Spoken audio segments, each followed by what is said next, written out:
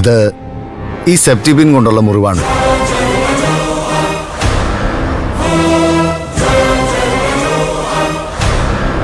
എന്റെ ദേവി, ഞാൻ അങ്ങ് ഭയന്നുപോയി.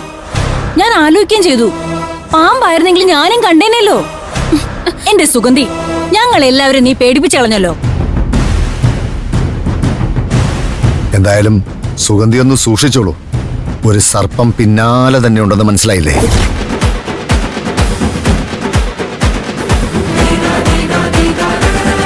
ദാ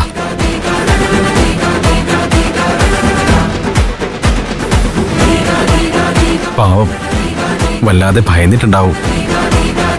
ചില സാഹചര്യങ്ങളിൽ അല്പം ഭയം ഉണ്ടാകുന്നത് നല്ലതാ തിരുമേനി.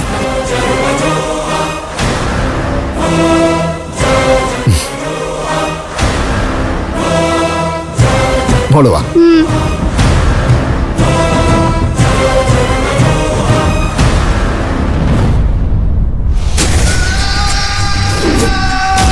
ഞാൻ പറഞ്ഞില്ലേ, ആ മായാജാലക്കാരൻ നമ്മുടെ വഴിമുടക്കാനായി വന്നുകൂടുമെന്ന്. അവനാണ് നിന്നെ പരാജയപ്പെടുത്താൻ ആ നാഗത്തെ അങ്ങോട്ട് അയച്ചത്. എല്ലാം ശരിയായി. ഞാൻ നമ്മുടെ വഴിയെ നീങ്ങുകയായിരുന്നു. ആ സമയത്താണ് അയാൾ അവിടേക്ക് വന്നത്. അത് വെറും ഒരാളല്ല, എന്നിൽ എന്റെ മൂർത്തികൾ പ്രസാദിക്കാതിരിക്കാൻ വേണ്ടി ബലി മുടക്കാൻ തുനിഞ്ഞിറങ്ങിയിരിക്കുന്ന ദേവശക്തി തന്നെയാണ് അയാൾ. പക്ഷേ വേതാളി, നമ്മളങ്ങനെ തോറ്റു പിന്മാറില്ല. ആ തിരുമേനിയുടെ ഭാര്യയും മകനും അവരിലൂടെ വേണം നമ്മൾ ഇനി ആ ബാലികയെ ഇവിടെ എത്തിക്കാൻ. ഞാൻ അങ്ങനെ തോറ്റു പിന്മാറുകയൊന്നുമില്ല. കാര്യങ്ങൾ ഞാൻ ഉദ്ദേശിച്ച വഴിയെ തന്നെ നടക്കും. ഘോര പറഞ്ഞതുപോലെ ആ സ്ത്രീ എന്നെ വിശ്വസിക്കുന്നിടത്തോളം കാലം നമ്മുടെ പ്രയത്നം ഫലം കാണുക തന്നെ ചെയ്യും. അതിന് നിനക്ക് സാധിക്കട്ടെ വേതാളി. ഈ വിഘ്നങ്ങളിലൊന്നും മനസ്സുമെടുക്കാതെ സധൈര്യം സധൈര്യം സധൈര്യം മുന്നേറുക.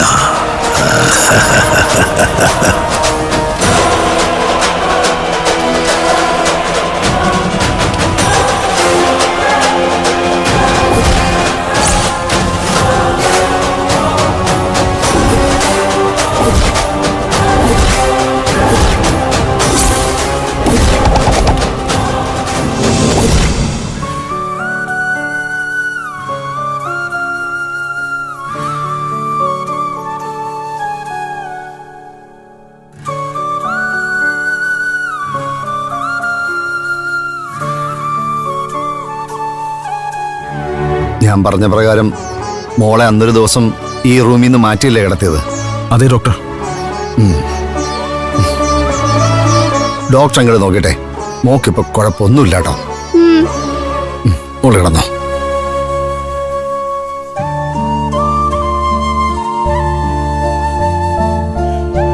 തിരുമേനി ഒന്ന് വരൂ.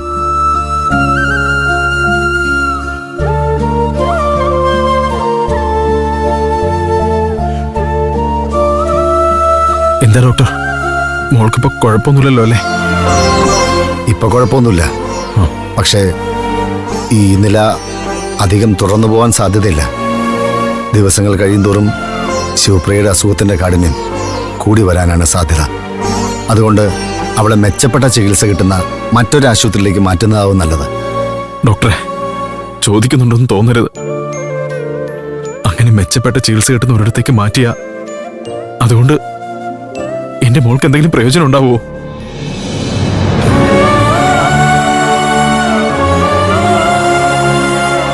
അങ്ങനെ മെച്ചപ്പെട്ട ചികിത്സ കിട്ടുന്നിടത്തേക്ക് മാറ്റാനൊന്നും ഞങ്ങൾക്ക് ഗതിയില്ലെന്ന് ഡോക്ടറിന് അറിയാലോ.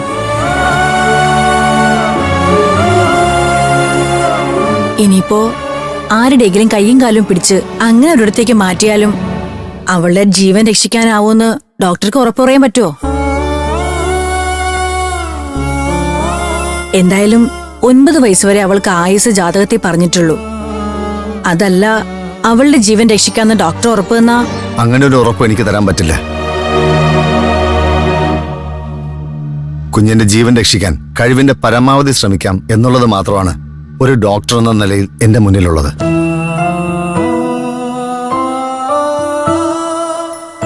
അതിനപ്പുറം ജീവൻ രക്ഷിക്കുന്ന കാര്യം അതെല്ലാം ഈശ്വരന്റെ കയ്യിലാണ്. ഈശ്വരൻ വിധിക്കുന്നത് പോലെ കാര്യങ്ങൾ സംഭവിക്കുള്ളൂ.